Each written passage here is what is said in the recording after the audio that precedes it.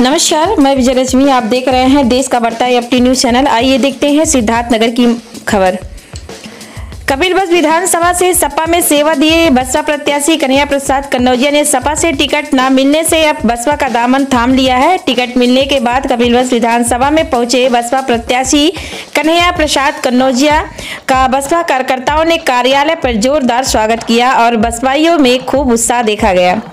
बसपा प्रत्याशी कन्नौजिया ने मीडिया सहित बसपा कार्यकर्ताओं एवं जनता का प्रणाम करते हुए कहा कि बसपा के दिशा निर्देशों पर खरा उतरते हुए कपिलवस्तु की जनता का सेवा करने में कोई कसर नहीं छोड़ूंगा।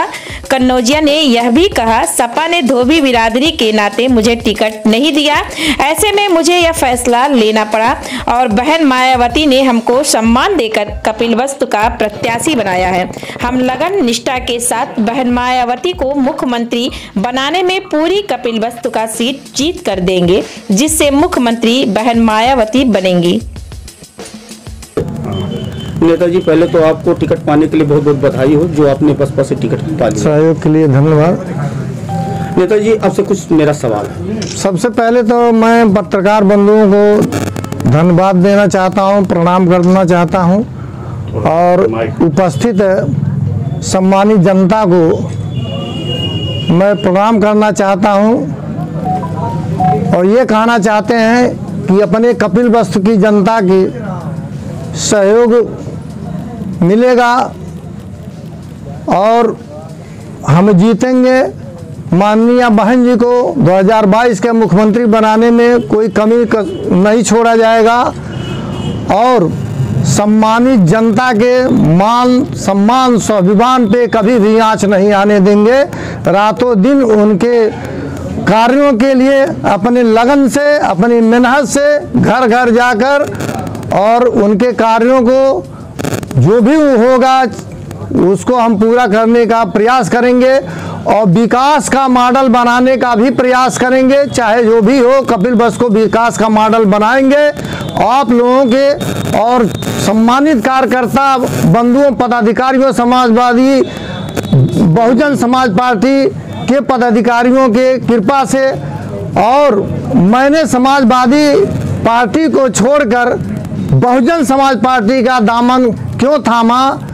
जब हम धोबी समाज से आते हैं, हमारे धोबी समाज का जो मैंने इतना लगन से पूरे प्रदेश में धोबी समाज के मान सम्मान को, स्वाभिमान को बरकरार रखा, फिर भी समाजवादी पार्टी ने हमारे धोबी समाज का, हमारे निर्धन समाज का, सुशलित समाज का उन्होंने अपमान किया है। इसलिए मैंने ये प्रण किया, इस अपमान का जो हमारे समाज का अपमान हुआ है उसकी पूर्ति के लिए मैंने बहुजन समाज का दामन थामते हुए माननीय बहन जी के शरणों में जाकर शरणगत हुआ और बहन जी ने धोबी समाज का जो सम्मान किया और जो बधाइयाँ दिए, जो आशीर्वाद दिया, आज तक किसी नेता ने नहीं दिया था। इस समय बसपा से टिकट पा चुके हैं, बसपा में आ चुके हैं, कैसा महसूस हो रहा है आपको? हमको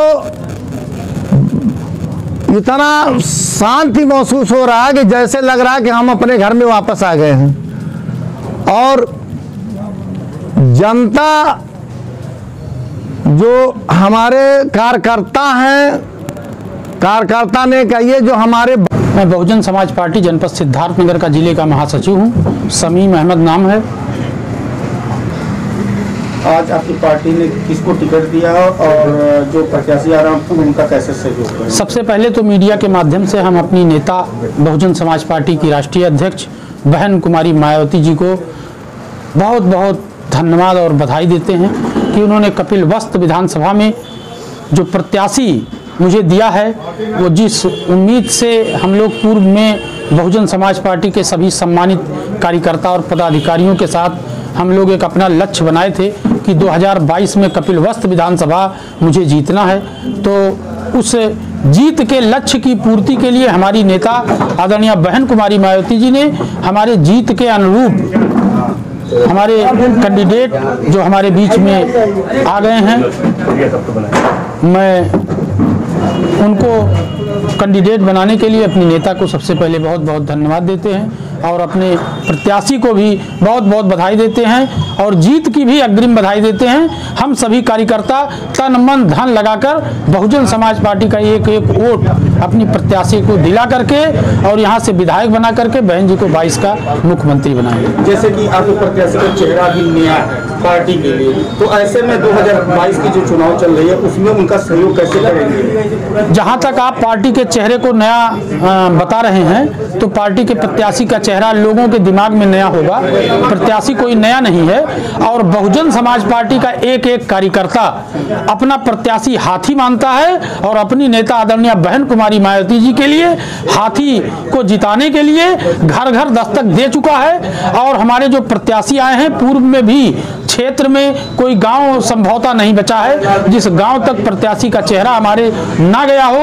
अलग बात है कि किन्हीं कारणों से वो किसी अन्य झंडे में या किसी अन्य पार्टी में रहे हों, लेकिन क्षेत्र के लिए वो न नए हैं और न क्षेत्र के लिए अपरिचित है। और बहुजन समाज पार्टी का कार्यकर्ता तन मन धन से अपने प्रत्याशी को जिताने का काम करेगा और आदरणीय बहन जी को मुख्यमंत्री उत्तर प्रदेश का 5वीं बार बनाएगा।